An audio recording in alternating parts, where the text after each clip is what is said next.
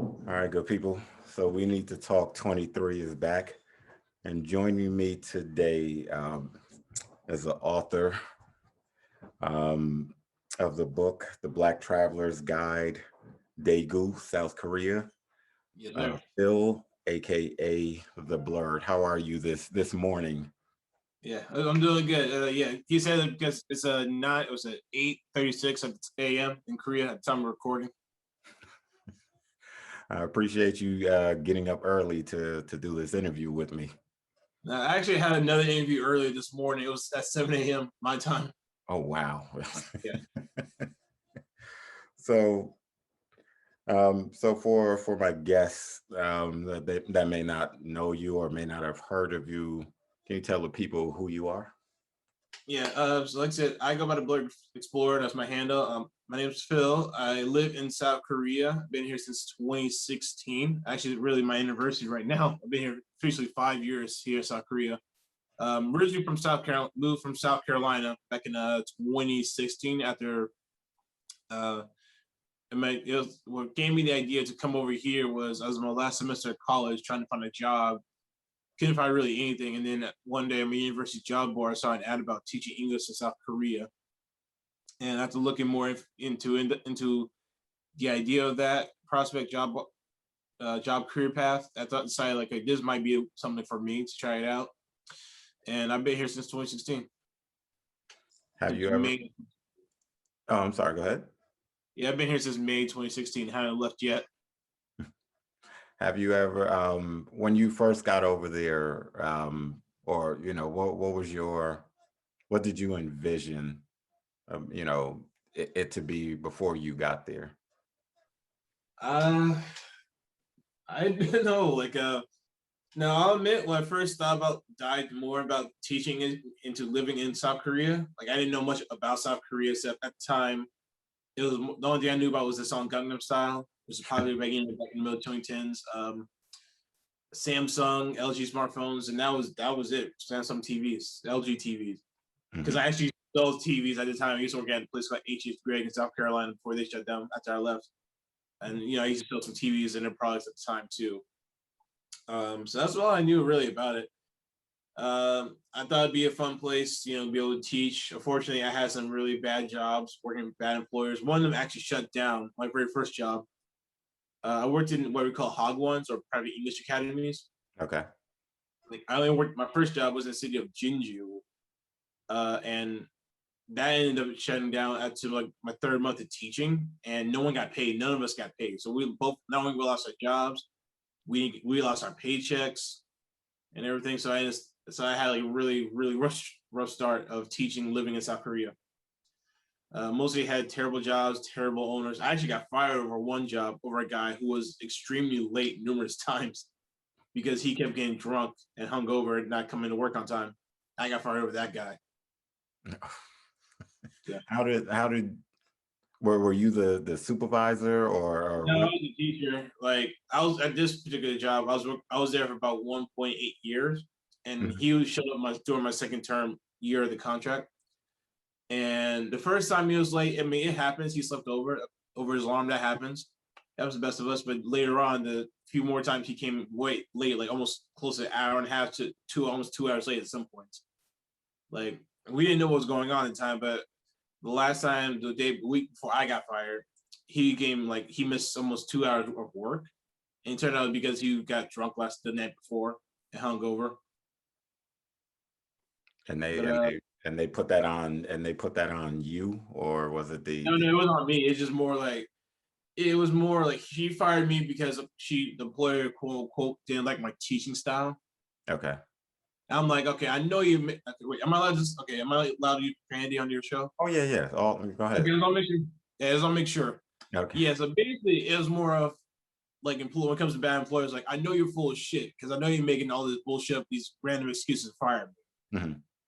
Because one, she said she didn't like my teaching style. Now she had that complaint numerous times, and I asked her, okay, why don't you come to the class? Come like observe me. What am I show me what I'm doing wrong? Hmm. And I'm like, and she's one of those employers that kept making random excuses. Like no matter how I tried to improve myself, she wasn't satisfied. Okay. And I'm like, okay, I know you're full of shit, because he threw up this excuse about how one of the kindergartners, they wouldn't color neat, these 2-3-year-old students. I had my classes, they wouldn't color neatly beside the lines. And I almost became like the angry black man. I almost yelled at her. I'm like, Trick, they're 2 years old. They don't know how to color. They don't know how to color. They're not gonna listen to me. They're 2. No 2-year-olds gonna listen to me.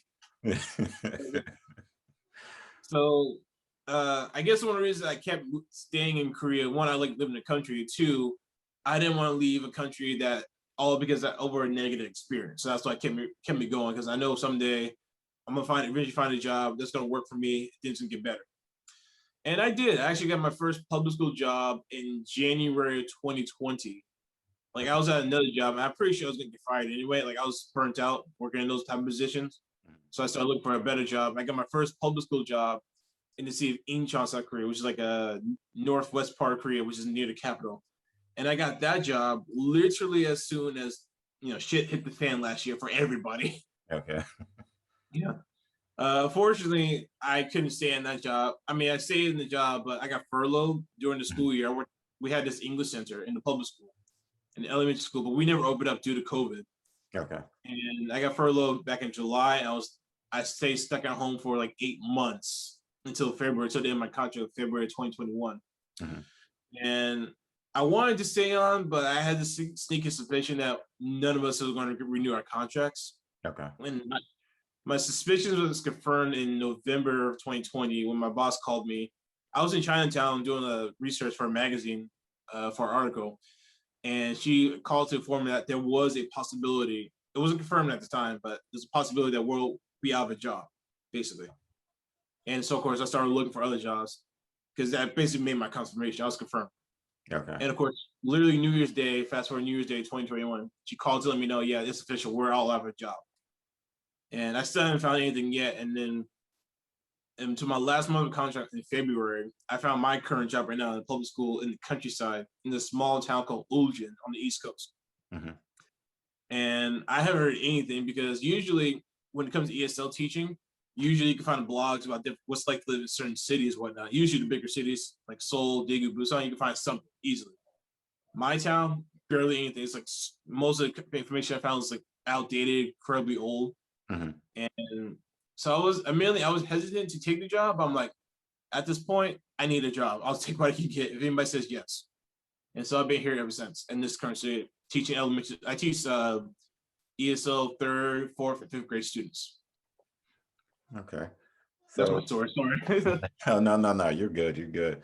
So prior to going over, when you told your family that you were thinking of going to South Korea, did anyone try to talk you out of it, or? Yes, many times. Parents, family members.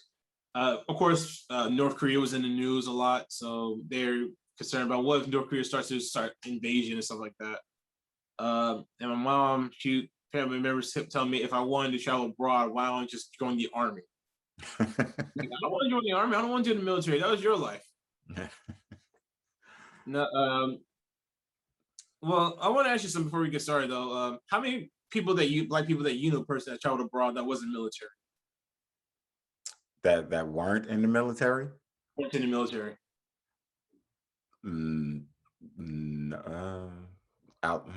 None that I could think of, honestly. And that's kind of one of the reasons that's kind of inspired my travel content, my travel blog movement. Because when it comes to travel, most of us don't know anybody I'm pretty sure I and many others know only black people we know that traveled or lived abroad was usually in the military almost all the time. And usually every time I heard somebody traveling abroad, I used to think, oh, that's white people stuff. That's something white people do. Yeah. And of course, like, throughout the late 2010s, we've seen a lot more travel bloggers, videos, Instagram posts, stuff like that of black people being abroad, which is great. But again, we're a small minority. Yeah. And our stories, our experiences are going to be incredibly different than a white person's, for sure. So when at what point did the idea for the book come? I know you probably had it in the back of your mind thinking about it, but when did the wheels really start to move where you said, I'm gonna do this, and what prompted that? back in May 2020, I was at work making lesson plans in the elementary school before I got furloughed. Mhm. And I was listening to this webinar series about turning your passions to maybe it's like some type of side hustle. Mhm.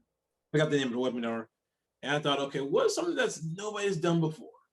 And I thought, okay, some type of green book, I guess you could say, like a black travel guide for international countries. Yeah, I mean, there's travel books for like men, solo women, solo black women, stuff like that. But what about a travel guide for black people? Mhm. And I looked around, like, no one's really done that before. So let me try this. And so I took down notes about where I used to live at the time, bullet points about what I knew about this location. And then sitting around June when I got heard, and the information was originally, my boss let me know, we're going to be temporary closed from July throughout the summer, basically, and open up in September. Then we'll get back to work in September, of course. So I figured, okay, I'll take the summer. We'll start going to different locations in the city of Incheon, take pictures, take notes, and try to write a book about this. And unfortunately, September rolls around. I published the book, and I still got furloughed. I didn't go back to work, sadly. Mhm. So that's what kind of gave me the wheels turning. And I did some little research, asked around various friends, other black friends, family members, say, I sent a sample of the book I had, and I thought, okay. And most of them had positive feedback for it. Of course, it was a sample, so of course it was a jumbled, unformulated mess, of course, but like the idea, basically. Okay. So I thought, okay, if they like it, let me just go ahead and try and promote. Let me go ahead and do it. And so for the first book, at the time of posting right now, I'm about 40 copies sold. Okay. But I definitely have some positive feedbacks and reviews for sure for this type of book, for this type of content. Okay. And so I figured, okay, if people like this, let's do another one. But this time let's try to like do better, bigger and better this time. So hence I started City of Daegu. Okay. Focus on this book, this city particularly because I actually lived there, so I actually know about it a lot more. Okay. And plus, I'm a little bit biased too, so I try to keep my biases to the minimum. But I also wanted to show people like, yeah, Seoul and Busan are nice, but let me show you what Daegu's got. They ain't got. You know what I'm saying? What is the in your travels? What separates Daegu from the other places? Is it the food? Is it because looked at your page and things, and I've seen some of the sites and things that you've posted. So is it Yeah. the food? Is it the scenery? What separates Daegu from the rest of the places that you've traveled? I mean, they got some historical sites, but I think the best part for me, they have a literal fried chicken and beer festival. That's what separates them. Yes, the famous Baby Chimmick Festival, festival of fried chicken and beer. You heard that right. That is a thing. Let's see. There you go. We can find something anywhere we go. Yes. So outside of that, what's the what's the most interesting dish that you've had since you've been over there? Um, hmm. There's a lot of dishes. I'm trying to think of a cool one. I would say my favorite dish is called it's like fried pancake dough called hot dog. It's like a fried pancake dough. It's stuffed with cinnamon, brown sugar, and a various variety of nuts and seeds. What makes it different is that each vendor, like everyone's different. Like no matter who makes it, there's always somebody who's gonna use a different type of nut or seed. Like some have pumpkin seeds, some have walnuts, some have almonds. Okay. So this is around the country too. So everyone's gonna be cooking it differently. Mm-hmm. Or like Daegu and Songwoo Market, they have some famous knife cut, hand cut noodles. Mm-hmm. Everyone has their version of how they cook it. Different the vendors install the old ladies who make it and stuff. So it's pretty fun. This is usually it's fun to try it because you use different types of street food because you never know. Because one version you may like the taste of it. Other Mm-hmm. version they have a little too spicy. Some the sauces, the dishes, how they cook it. It depends on who makes it really. Okay. So have you, in your time over there, have you ever thought about coming back to the U.S., or is it you're there and you're loving what you have over there? No, I don't plan moving back to the U.S. ever again, unless I got no choice. I mean, I got no reason to move back. I mean, of course, do I see myself living in Korea forever? No, not so much. Okay. But just living abroad in general, being an expat, yeah, this is definitely something for my life for sure. Okay. Um, it's And funny. I remember my sister was telling me one day how she asked me if I'm ever going to move back to the U.S. And my family would tell me how family members asking her if they knew if I'm ever going to move back to the USA. She said, "Hell no, she's not moving back to the U.S." And she was right. is it how is your treatment been there? Meaning in terms of how have you been received over there? From the not now when you first got there, you first started teaching and everything. How were you received over there? Curiosity, even to this day, there's curiosity. Now, just I just want to emphasize this: like, so all foreigners, all non-East Asian folk, when you go, because Asia, pretty homogenous region, right? So everybody looks the same. Hmm. So anybody who looks different is going to get stared at. It's been talked about. It's going to happen no matter what. However, now even as some people, and reason I focus on the book Black Travel Guide, it's mostly just the one Black people realize, and what I point in the story in the book is that when you travel abroad to Asia, you're going to get stared at. It's mostly out of curiosity and fascination. Because again, being that Korea, for example, is a homogenous nation, everybody looks the same all the time. So white people do get stared at. It does happen, but for a person of color, like you and me, Hmm. we're gonna stand out harder than a white person. Even for example, say white man, woman, black man, woman, like if we had the same height, weight, hair length, muscle length, is all that jazz, no matter what. We may have the same build, but a black person is going to get the more looks than a white person. It's just going to happen. So let that be sink in. The old folks are going to stop and stare. Young kids, if especially very young, Hmm. they might. No, true. I remember when I was living in Daegu, I was shopping at Costco one day, and I was turning the corner to the further food section, and this little boy. I said this in the book. This little boy, I think he was like 4 or 5 years old. He was in a shopping cart talking to his mom. He sees me, does a double take. I'm like, what the fuck? He yelled, "Mom, chocolate order, Sure. chocolate." And Chocolate corner. I'm like, I couldn't be mad. Just the way he said it, his face was like, I couldn't be mad. I just busted out laughing. Just kept moving. It was just so funny. Oh, that's It does happen. I mean, he was young, so he doesn't know any better.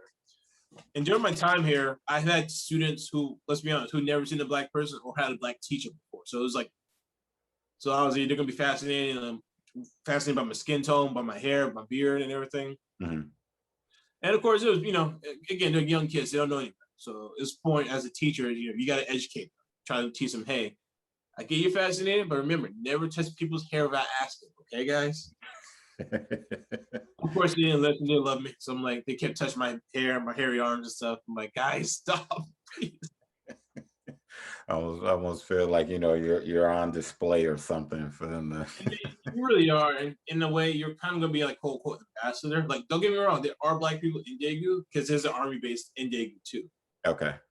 So, but when you go out from the downtown area, more outward of the city towards the more rural side of things, the stairs are going to intensify. Because again, you don't see as many black people in that side of the area of the city. Same thing, not just in Seoul, Daegu, and Busan.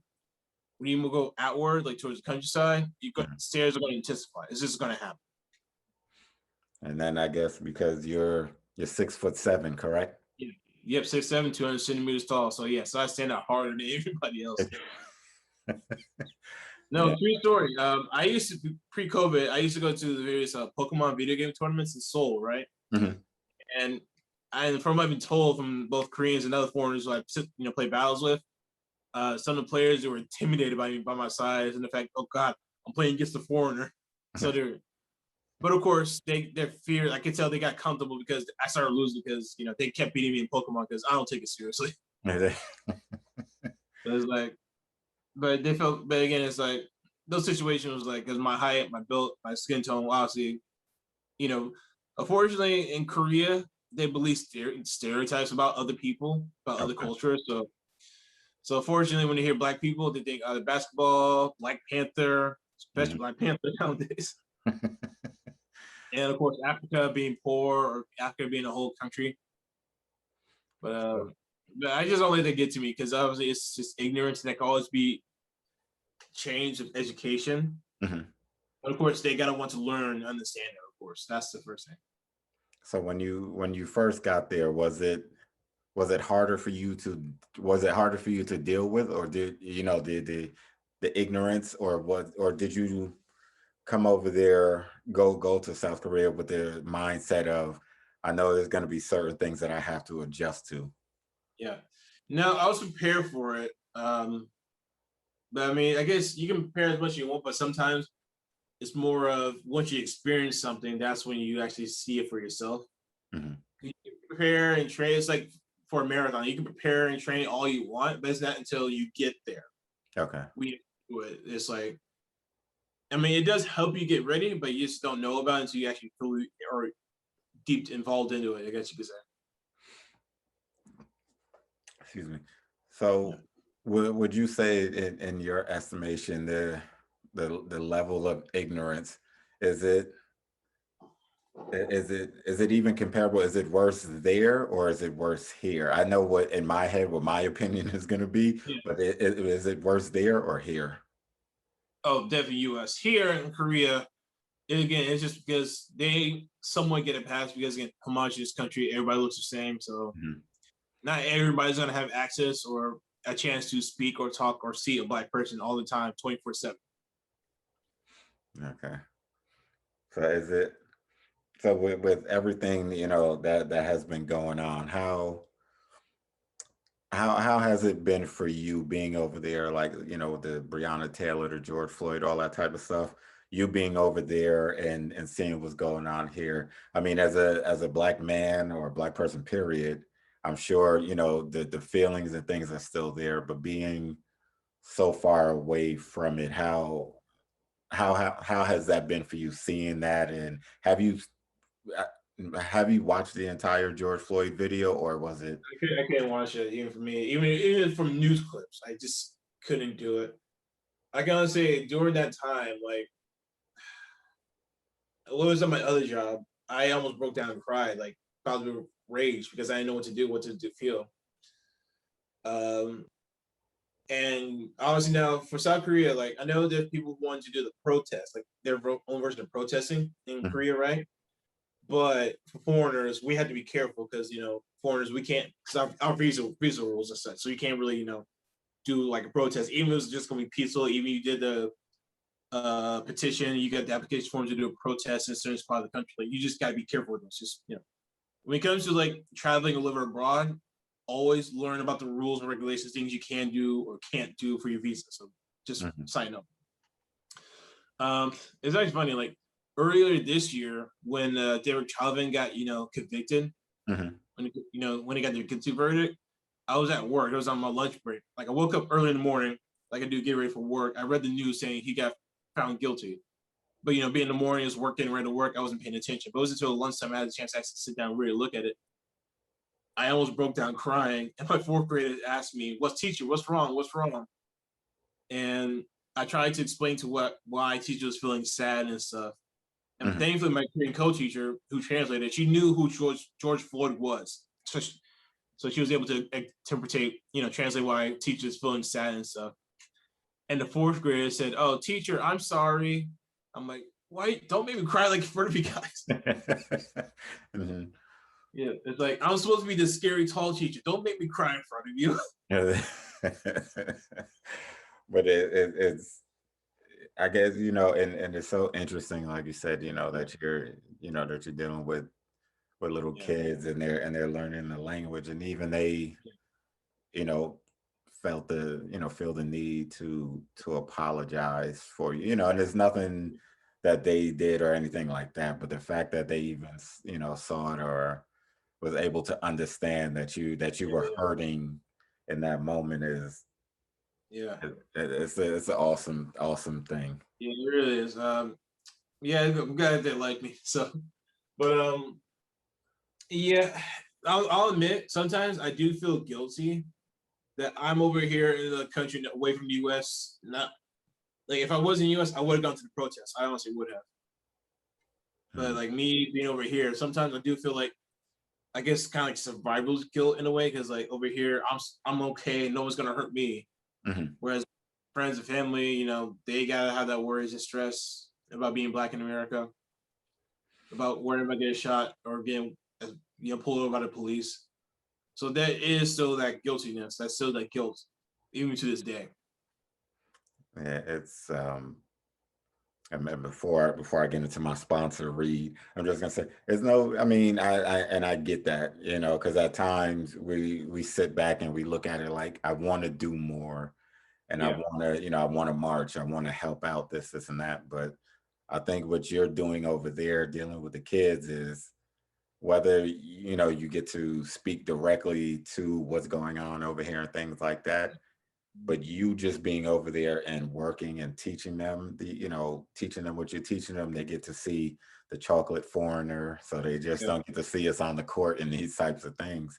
I yeah, think that speaks volumes, versus, rather, I would say, rather than you feeling guilty, you're doing a lot, because like I said, they see you and they see the way that you carry yourself and present yourself in the school setting and in the class and things like that, versus Lord knows what they play on the TV and what they see, whether it's through music or whatever the case is. They get to yeah. see the other side of us. Right, exactly. Like I said, stereotypes, they kind of believe that.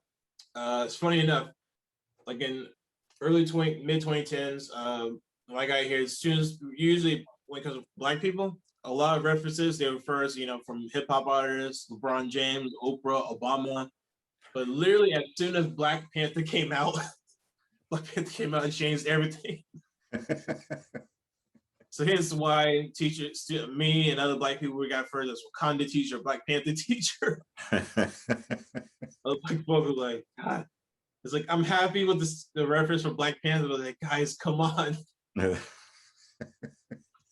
You didn't want to bust their bubble and tell them, so Wakanda's not a real place. Yeah, But like, yeah, we're fine. We'll take the reference. We'll take the stereotype. It's positive. all right, so before we move on to our next segment and do my sponsor read, so today's show is being sponsored by Imperial Rentals. So guys, with everything with the US now, fully opening most of the country, if you have a party coming up soon, check out Imperial Rentals. They have the 360 photo booth. They have the Imperial Magic Mirror photo booth. Our professional staff and curious staff will make party goers experience a memorable one. No event is too big or too small for Imperial Rentals.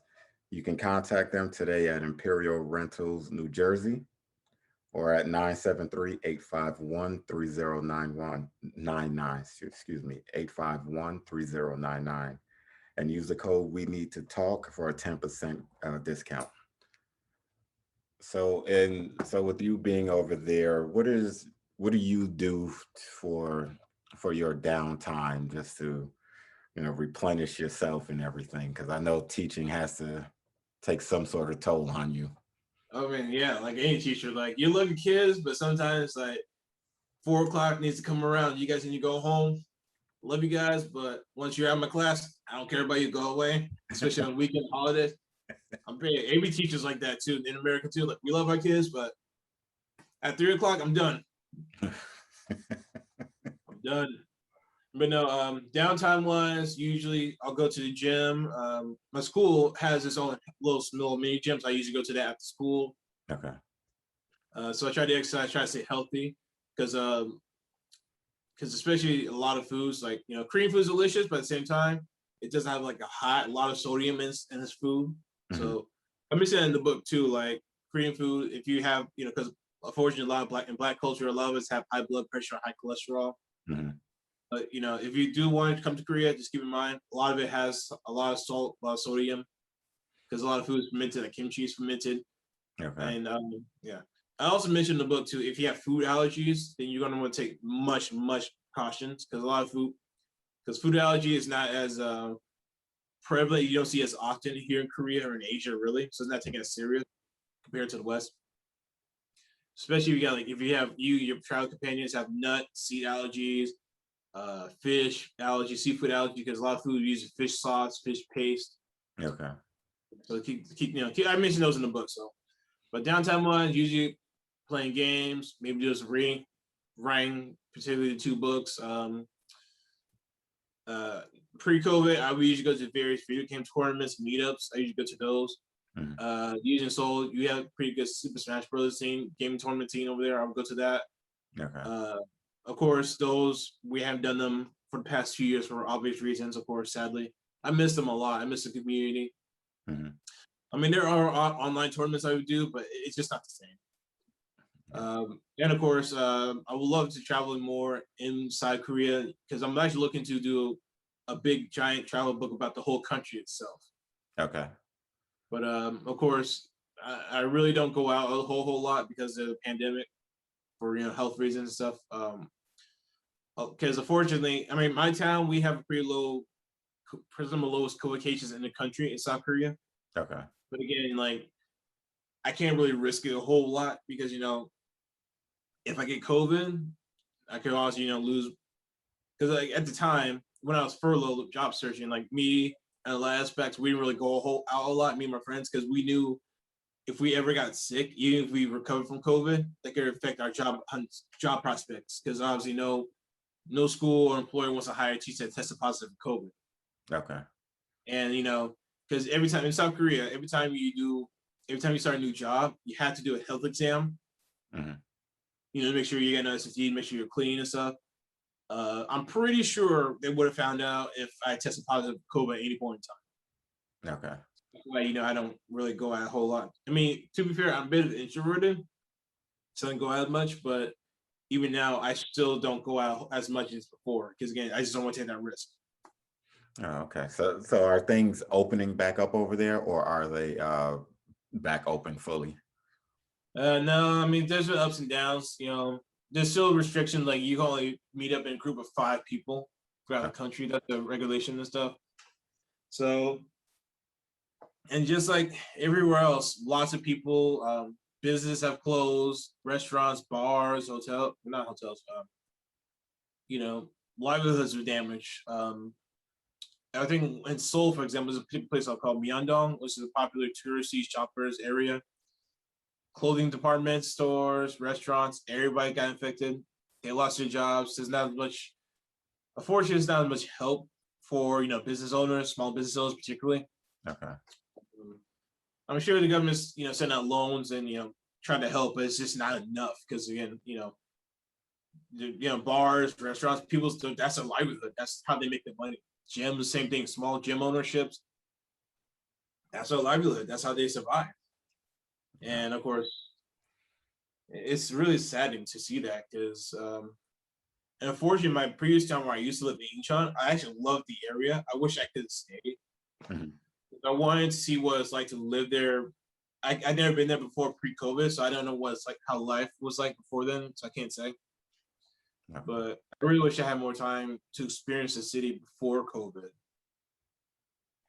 And so with all of the craziness that was going on here during the last administration, what was what was the South Korea's take on it, and just watching what's going on here with all of the madness with the insurrection, all that type of stuff.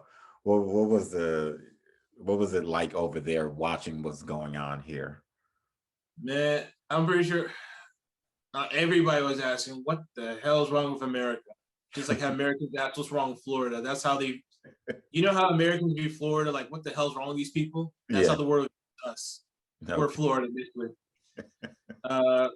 And I'm pretty sure asking what's like, people wondering like, why the hell can't Americans wear these masks? Like, what's this whole anti-mask movement? Like, unfortunately, even in Korea, we still got those conservatives, like here in America, like Americans being anti-maskers, talking about freedom and stuff. I'm like, even me, I'm scratching my head like, guys, you've seen this stuff. Most of you are too obese. Like, you should be wearing the mask, trying to lose weight and stuff. Because as you saw, like, as we've seen, obesity, pre-existing conditions like led to a lot of, people dying faster due to COVID because health pre-existing condition like obesity and stuff. So, and it really scratches my head when I see people acting as though they're proud to not wear masks. It's like this thing.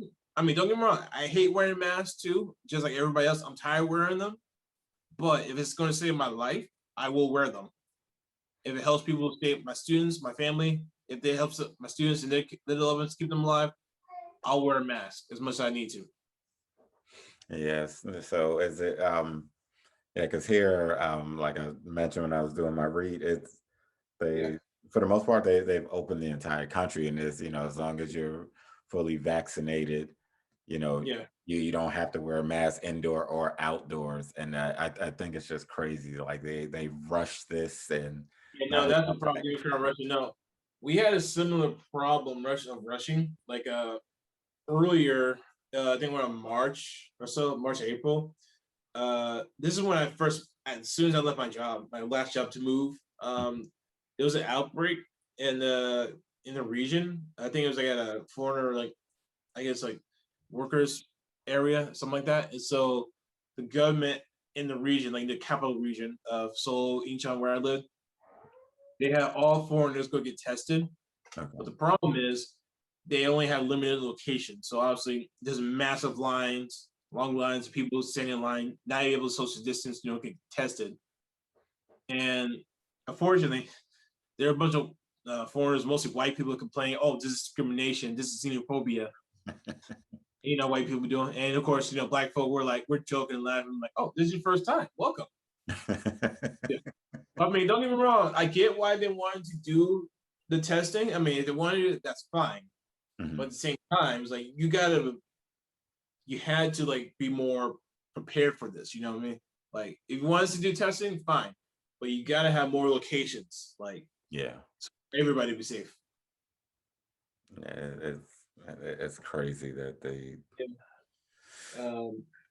this whole mask thing. I really wish I could get the vaccine, but the rollout, I think expats like me, we're gonna be more last, so it's gonna take us a lot longer to get ours. Oh wow! So has it rolled out as yet, or is it? It's been rolling out. Mostly, just like in the U.S., mostly focused on medical staff, the senior population and stuff. Mm-hmm. I think general population is next. That's gonna be in the summer. So they didn't classify the teachers as priority or school, people that work in the school system. I want to say yes, but the question is it called for Korean teachers, or am I going to be included because I work in public school as ESL teacher. I don't know if we're going to be included too. It's hard to say at the moment. Wow. Okay, well, I mean, pray and hope that that you stay safe and they include you in that rollout. Right. Because I'm ready to go out and do stuff. Because honestly, I'll admit, looking back, COVID's really taught me I need to get out more. I think because back then I thought, okay, when the lockdown started, I thought this could be easy, perfect. Because stay home, play video games or whatever. After being stuck at home all day, every day, being furloughed, I just can't do it anymore. I need to go out and do socialize. I think for me, it changed. COVID has taught me a lot of things. One, appreciate the opportunity of be able to choose to stay at home. I value it more now than ever. I plan to be more social, go out to drinks, go out to bars. Usually I'm not a drinker, but for this time, post-COVID, I'm gonna go out to more bars, try to go socialize and stuff. Yeah.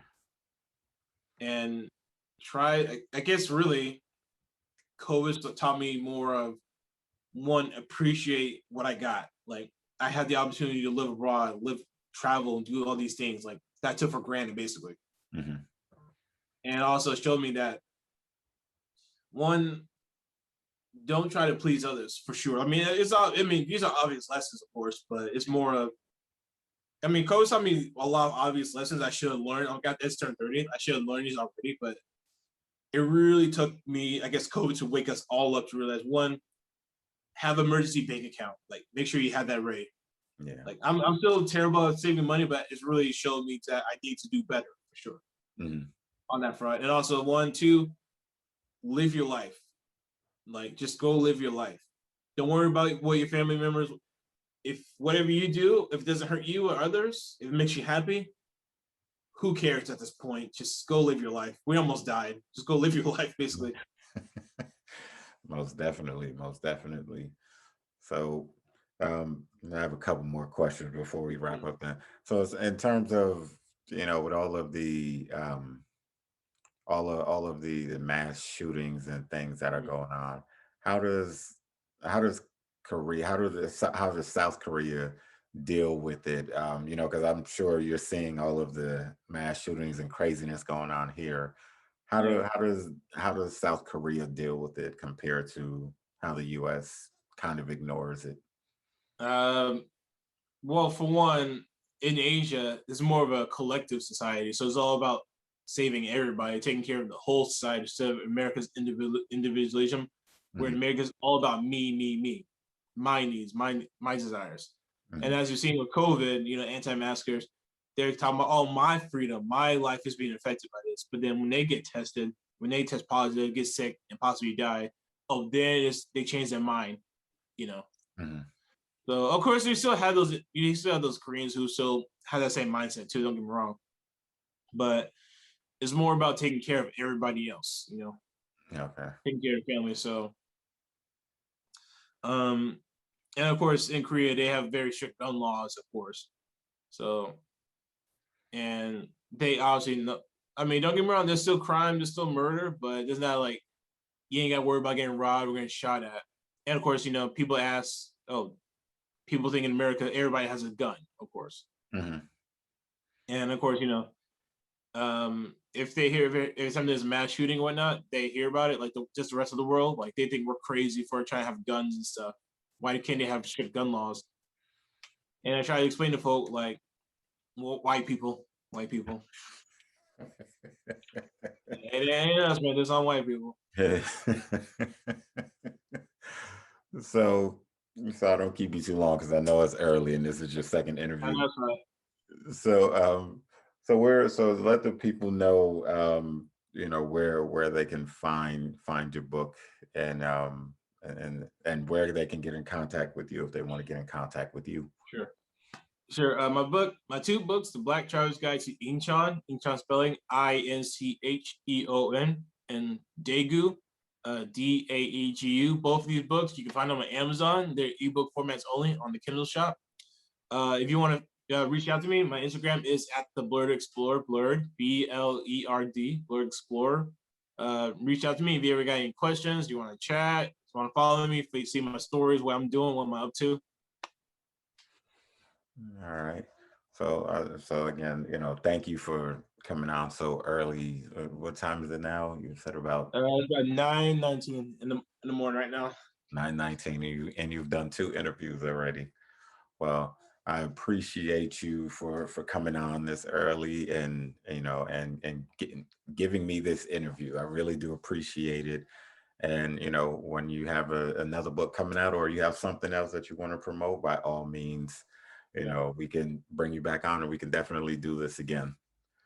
No, likewise. If you want to come, once you get a chance to read through it, if you want me to come back on, just let me know. I'd love to come back on. Talk. If you want to have more discussions about this book or whatnot. Oh, I definitely will. I'll definitely check it out and I'll be in contact with you. So Yeah. again, thank you again, Phil. And like I said, I'll be in contact with you soon. All right. Great. All right. Thank you. Thank you.